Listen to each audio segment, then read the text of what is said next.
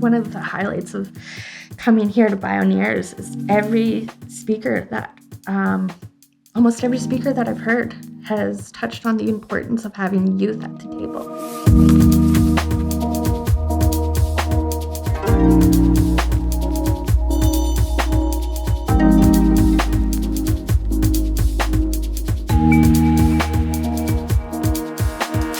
Welcome to The Regeneration Will Be Funded. My name is Matthew Monahan, and in this series, we're exploring the intersections of regenerative finance, technology, and our living planet. Created with Ma Earth, you can find all of our conversations and more at maearth.com. Thanks for joining us.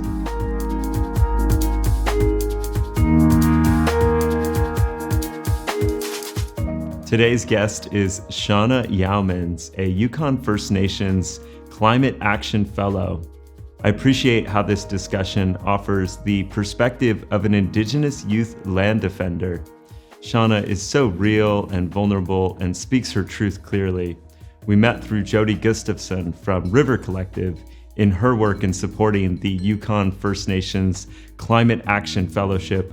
The conversation was recorded in April 2023 at the Bioneers Conference in Berkeley. Let's dive right in. Shauna Youmans. Today we're here with Shauna Youmans. Shauna is a Yukon First Nations Climate Action Fellow and Land Guardian. Thank you, Shauna, for being with us. Thank you so much for taking the time. And we're here at Bioneers. How's your Bioneers experience been?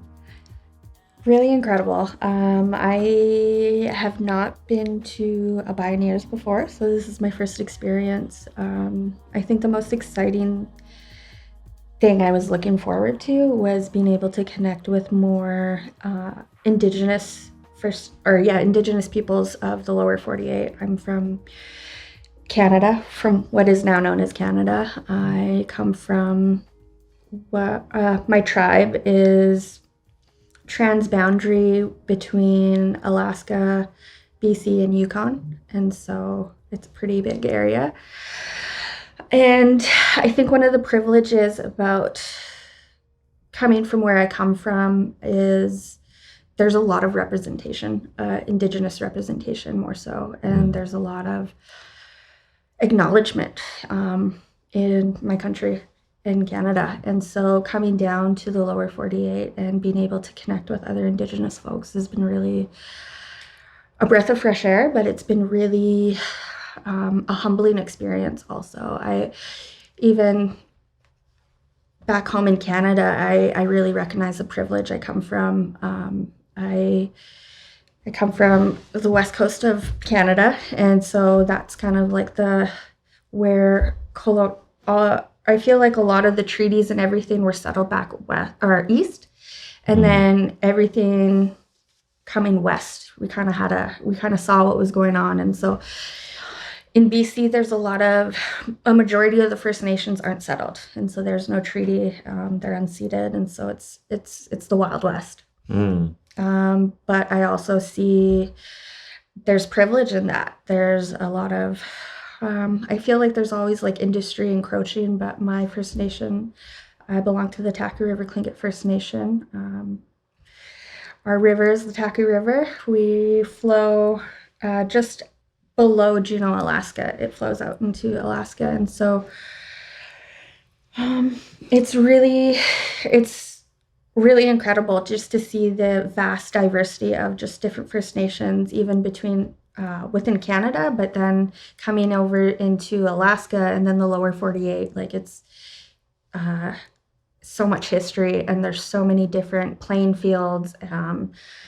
Some nations have treaties, some nations are unsettled, some are in areas that are completely overrun with city landscapes, and so they don't have that their traditional territory intact like my own. And so coming here, I'm seeing a lot of opportunity I love exchanges. And so some of the things I'm really envisioning is like, what would it be like to bring some of the people that have lost some of their natural worlds and just the pristine territory. Like, what would it be like to bring them into my territory where it's basically we're one of the biggest unroadless watersheds on the West Coast. Wow. We are a salmon stronghold. We have all 5 species of salmon that are running into are spawning in our watershed. And so we're working towards some of the interesting climate stuff. I'm jumping all over the place, sorry. No, it's great. But some of the exciting stuff that we're doing in our watershed would be, we have one project that's called the Salmon Resiliency Project. And so we're working with Simon Fraser University, and what they're finding is the receding glaciers in our territory is creating pristine, incredible salmon habitat. And so there's that innovation and just that adaptation of like, not everything is doom and gloom. And so I think that's some of the exciting stuff. Nice. Can you help, especially for people watching or listening who may be less educated on this part of the world, as well as some of the nuances and intricacies of First Nations and Indigenous cultures? Like, I mean, my first question is, what is that importance of that distinction between unceded, or where there's been a treaty and a settlement, versus not? Like, how does that show up differently? Oh, that's a loaded question.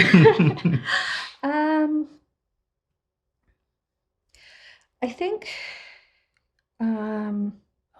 there's so much going on in my brain right now. For a long while, I think I've had a hard time grappling with that. And I think being a transboundary nation between BC and Yukon is really, really... Can you explain what transboundary means? So my nation is encompassed, we're the most northern community in BC, but our traditional territory overlaps what is now known as British Columbia, parts of the Yukon, and Alaska. I see. And so the two main differences the two main models, I guess, I'm really familiar with would be in BC, a lot of our First Nations are unsettled. And so I don't really know have the best way of explaining that.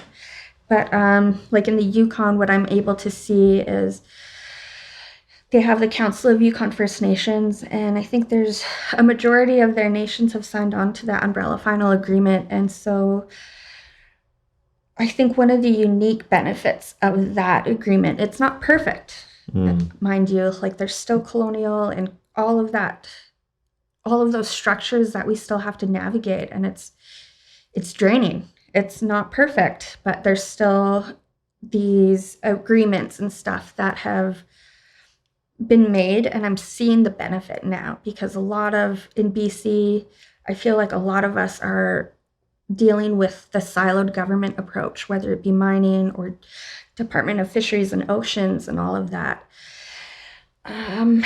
Whereas the Yukon First Nations are able to have a forum where they're able to, it's like an Indigenous caucus, basically. And so they're able to work together, and it takes out some of those silos, which I think is really incredible. And being a part of, being able to see and witness some of that, and the collaboration in that is really inspiring. It's not perfect. There's new treaty processes coming in, like with BC, where they are potentially going to take that word settlement out of that language. And so there's so much stuff happening.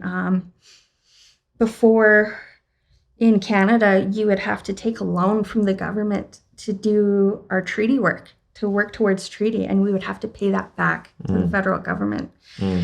That's taken out of there now. And so there's new modern treaties that are coming, that are being built and created and implemented. And so I see there's opportunities, but it's hard to move forward all the time, and it's hard to build that trust with the government. And I think the silos and just like not being able to tell our stories the way we want, and not being able to have those connections with and just not even having our history told in the right way, like it creates such a division between us and settlers. And so it's exciting times, but it's also really, it's there's also still a lot of grief because like I think as an Indigenous youth, like it feels like we're living through an Indigenous Renaissance right now. It's incredible. But that doesn't, that doesn't shed light on how many youth and how many people that we've lost from that disconnection, from, really being able to share that truth before that reconciliation. And I feel like there's a lot of, it's a buzzword. Reconciliation is a buzzword. And some of the work I've done in the fellowship, we've been able to build really strong connections with each other. And in that space, we've been able to unpack our backpacks and really work through some of our trauma and our grief together as a collective. And I think being able to share that grief and be vulnerable and share that hurt with others, like that's really, it's helped me work through a lot. And I don't feel as jaded as I did 2 years ago before the fellowship. So we talked to Jody Gustafson about the fellowship a bit, but maybe if we can kind of frame that and summarize that for listeners. As I understand it, it was 13 fellows that have come together over the last 2 years in Yukon First Nations around this frame of climate action. And so different land defenders, youth land defenders and guardians and stewards, but from different tribes, right? Mm-hmm. And then in that process, you've come together with a body of work around a climate action plan that you're now publishing, and by the time this is airing and available, it will have been published. Mm-hmm. Do I have the contours of that correct? And what else would you add to that? I think I would just like touch back on kind of like going back to like that grief. We were noticing the first year of our fellowship, it was a lot of online spaces, and we would have some really incredible people who would come in, present to us on Zoom, and we would have discussion-based chats. And over that first year, what we were noticing is like a lot of us were dealing with heavy, heavy stuff. Mm. In the Yukon, we are a really tight-knit community. Like all of our communities have ties to each other. Mm. And so what's happening up in the Yukon right now, and I think COVID and probably everywhere globally, is there's huge substance problems. We're having, last year, it just felt like the Yukon was grieving like week after week. There was 1 week where we had 5 overdoses. And we in our fellowship, we were like, we need to just cut the bullshit. Like, we can't not. Like, how are we expected to take care of the world when we can't even grieve properly? Like, we're facing so much stuff. And all of this is at the root of colonialism, and going back to our traditional ways, like a lot of us are disconnected. Even myself, like I'm disconnected. One of the biggest things in the fellowship for me was acknowledging the fractures of residential school, that the intergenerational traumas that have fractured my family structure. Mm-hmm. And knowing, as an Indigenous person, like family is it's the foundation of everything almost. Mm.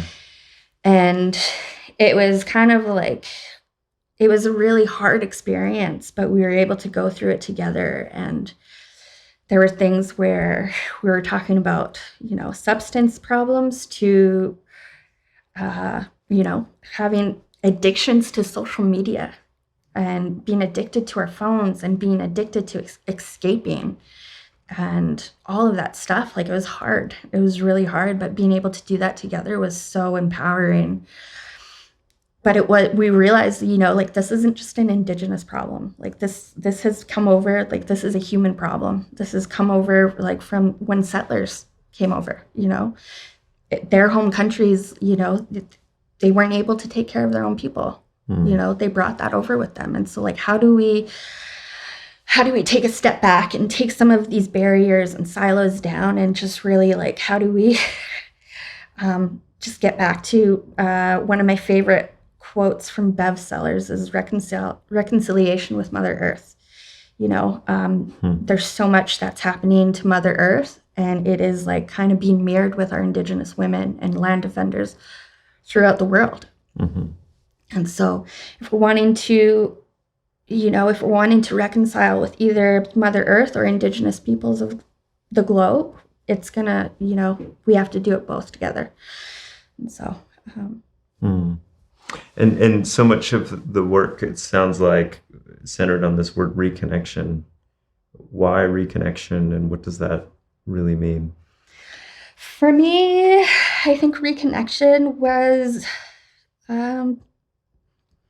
reconnecting to our whole selves. And so I feel like so much of us, we just are functioning or making decisions with our mind. Mm-hmm. And we're not taking the time to really have heart connections, and really we're in a hamster wheel. Like it feels like we're in a rat race no matter what we do. Mm-hmm.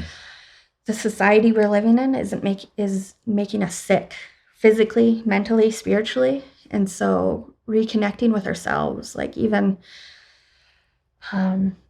what does it mean to be authentic to yourself? What does it mean to be honest and being able to communicate? Like how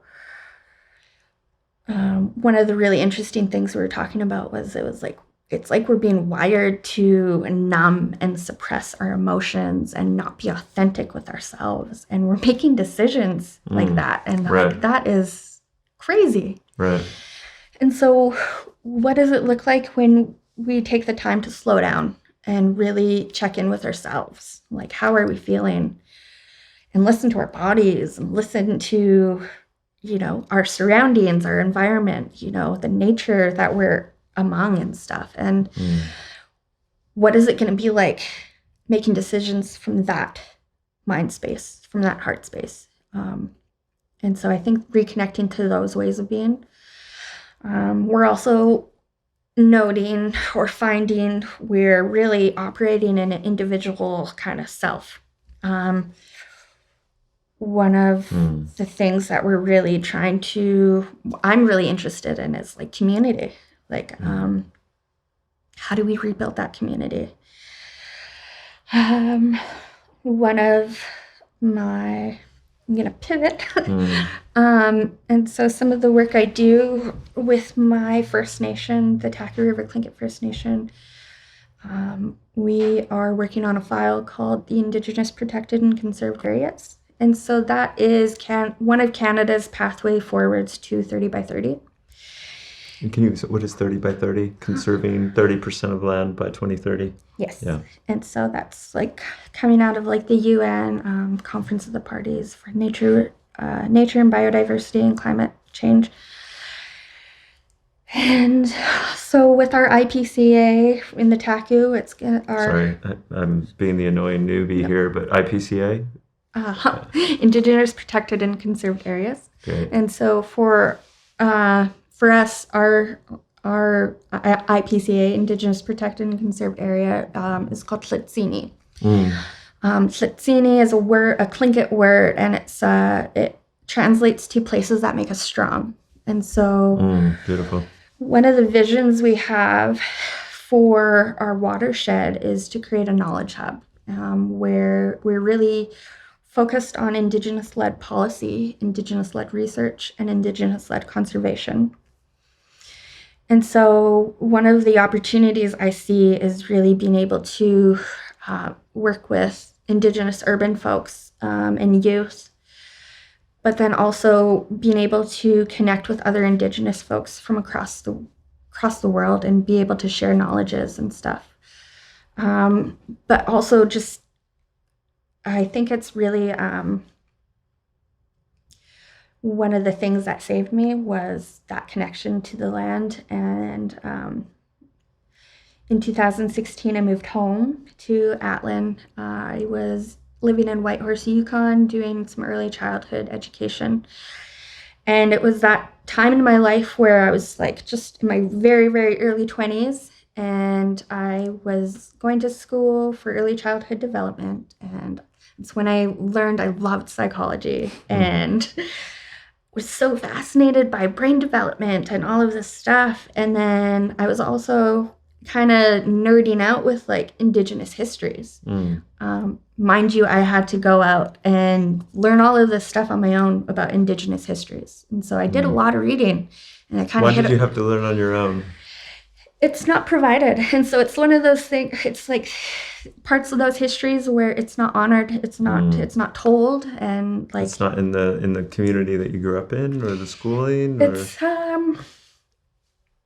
no, it's Wow. yeah. And so I feel like a lot of cultures and histories that are not colonial are not talked about, are not held up, are not honored, are not shared. And so it was that point in my life where I was reading memoirs of people that have attended residential school and all of this stuff. And I was putting, brain development and psychology and all of this stuff, and they were kind of weaving together. And I hit a wall where it just made so much sense of why my family, myself, my family, my community, and Indigenous peoples all across Canada and Turtle Island were being viewed in this negative light, where it was, I remember it was, I still remember those times where it was embarrassing to be Native. It was embarrassing to have darker skin. It was embarrassing to live on the reservation. And, even just like with my family structure, like knowing my mom will never, doesn't have that pride and empowerment that I have from my culture. Like, what would my mom's life be like if she had that? What would, I think about so many of those things that have been hard. But I think in these new generations, and I think that's one of the power of youth, is they are incredible disruptors. I remember just falling in love dancing and singing our traditional languages, and that was probably where my reconnection journey started. Just feeling that power, like empowerment of, I was wearing my great grandmother's button blanket and singing, and it was just really powerful. And now, to where I am now, it's incredible to see the youth that are paving the way forward. I'm going to be 30 soon, and there's people that are younger than me that inspire the heck out of me, that are advocating for their languages and advocating for, higher standards. And so it's just, I feel like it's so important. One of the highlights of coming here to Bioneers is almost every speaker that I've heard has touched on the importance of having youth at the table. Yeah. And so I really appreciate that. What did you learn about early childhood development, and what did you notice in that space? So in early childhood development and early learning, and so with that, I learned about, one of the most fascinating things I took away from that was the first 5 years of a child's life is the biggest brain development. That's like, right. Your brain is making so many synapses, and it's making so many connections, and it's just an incredible time. It's so fascinating. And then I started thinking about our Indigenous cultures and Indigenous peoples and communities, and what was it like for those children that were being taken and being put into the boarding schools and residential schools? and how many generations went through those, and then how did that impact our generations now and our future generations, and how is that impacting our brain development and our mental health and our well-being. And so in early childhood development, I was essentially learning everything. This is a whole recipe about how to create a healthy human that's going to be able to do well in life and live up to their fullest potential. And so, okay, that's great. But then bringing into my own life experiences, I was like, oh, this makes a lot of sense. This makes a lot of sense of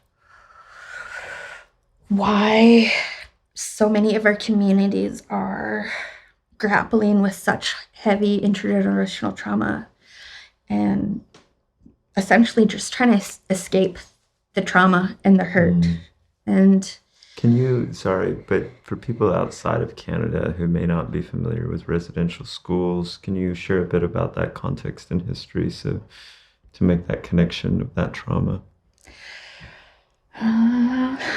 Probably, yeah. So I can't go too far back. Like, sure. I'm not sure when the first schools were put up in BC, but I do know, like, in my personal family history, my grandma attended residential school for 11 years. And she was taken to that school when she was 6 years old. And it is like 6 or so hours away from her home community. And interesting connection. I remember our first gathering for the fellowship, our in-person gathering, because we were meeting on Zoom every Monday after work, or Monday evenings. We were Zoom sessions for the first 4 months, and then in April 2021, I think, we met for the first time at a little place called Inn on the Lake in Marsh Lake, Yukon. And for some reason, I was like all in my feels. I was driving on the Yatlan Road, and I was like looking at all these sceneries, and I was like, oh man, like, I wonder how many times I've driven this road. And like, I wonder how many times I've looked at these landscapes and these mountains. And I was like, holy moly, like, these mountains watch me grow up. And I was like, wow, like, our connections to our traditional homelands as Indigenous peoples is so strong. And I was like, it just hit me. And I'm like, well, yeah, like, we had love songs. We had love songs for our land. We had love songs for our opposite clans. So I come from a clan system. And so I follow my mom. Us Tlinkits, we follow our mother's side, and so she gives us a clan. And so I'm part of the Yanyeti clan of the Taku River. And so in our clan systems, we're brought up to really honor and uphold our opposite clans. And so it's like it's that balance, it's that reciprocity. And so it's like, wow, like, it's, you know, Indigenous cultures, it's just like it's peeling an onion, and it just gets so deep, and the roots are just, and it's an iceberg, and it's so powerful and deep, and so I was like, wow, that's incredible. And then in that same thought, I was like, wow, like, there was a time my grandma was going down this road too, and it was for a completely different experience. But fast forward a generation, skipping my mom's generation, I'm going somewhere that is gonna fill my cup instead of taking extractive and trying to kill the Indian. I'm going to a place that's celebrating it. am going to a gathering with other Indigenous youth that have similar experiences. And that was a really powerful moment for me. Mm. And that was the first time we met as a fellowship. So wow. And so that was a really powerful moment. But then a year after, I'm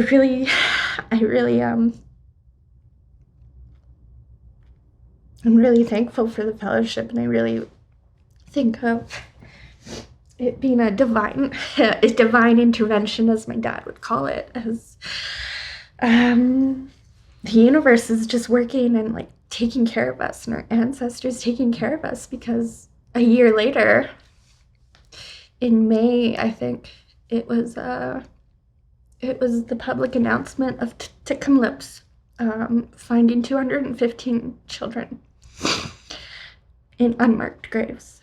And so that kind of just was a domino effect. And up in Canada, we have a National Truth and Reconciliation Day.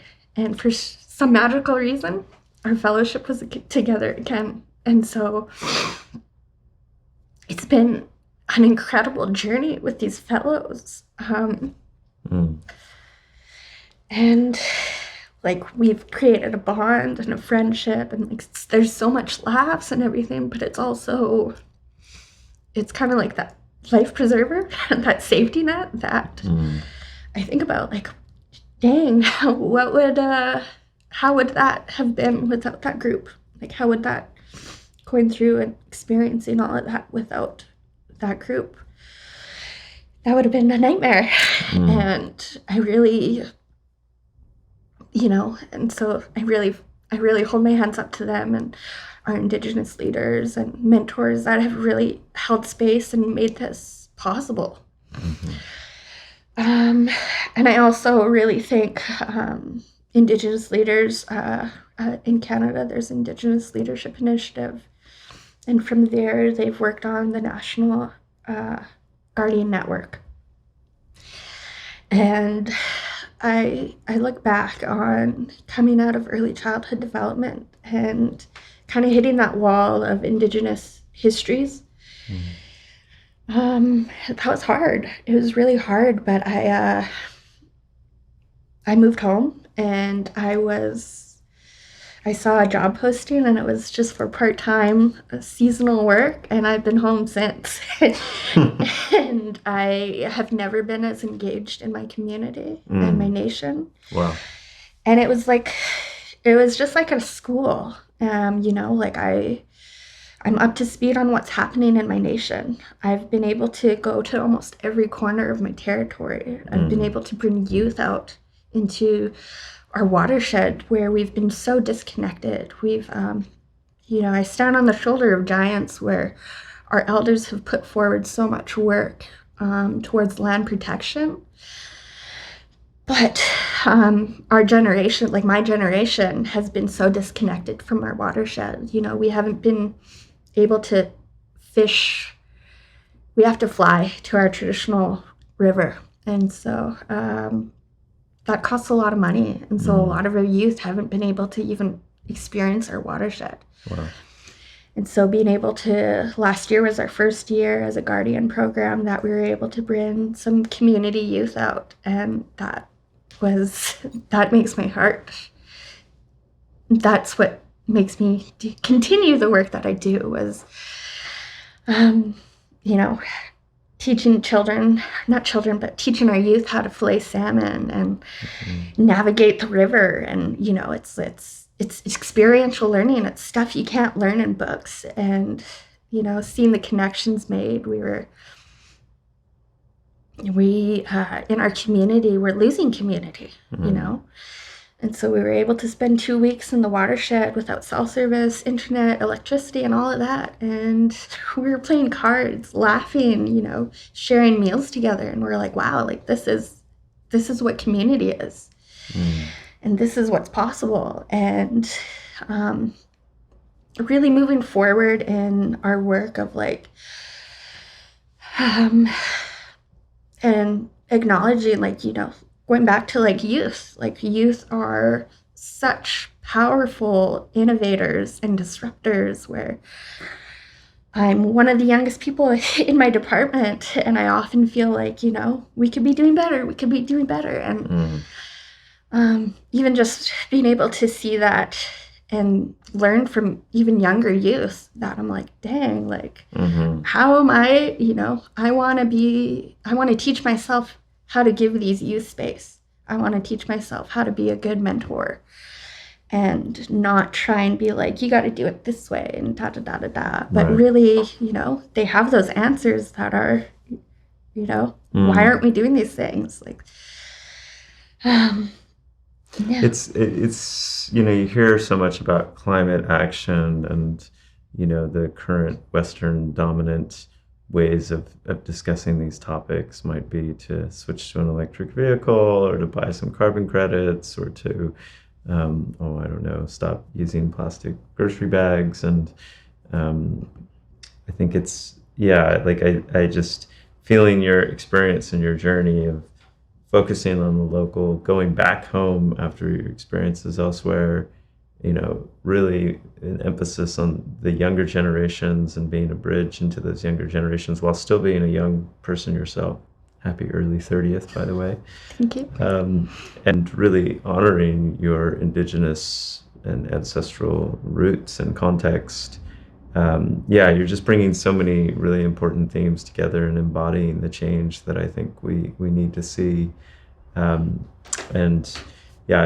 feel like this conversation has only scratched the surface of what you're seeing and what you're experiencing. And for many of us, we don't have necessarily an understanding of a lot of the nuances of what it means to grow up in a First Nations community, for example.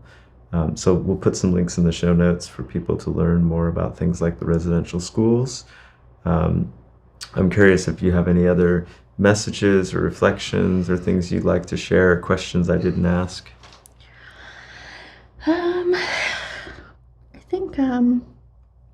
I think just like one of the things that's really giving me hope and stuff is being able to connect with other Indigenous folks and being able to connect globally, because there's this kinship that I feel like there's just like a hidden language that we all understand, and it's just like being in that connectedness to Earth and stuff. And so I've been really privileged to go on student exchanges. I'm an alumni with Students on Ice, where they do expeditions to both poles, and so I was able to go to the Antarctic, and wow. I was able to travel with Canada World Youth to Peru and Ukraine.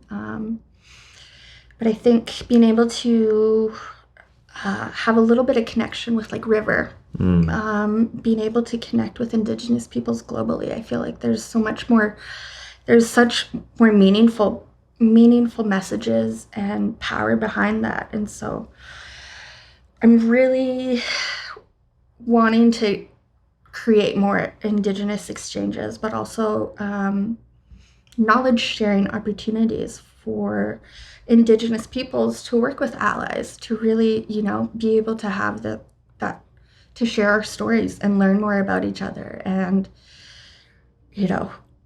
instead of being others, like how do we work together and move forward for a better future and stuff. So I'm hopeful to do more knowledge sharing.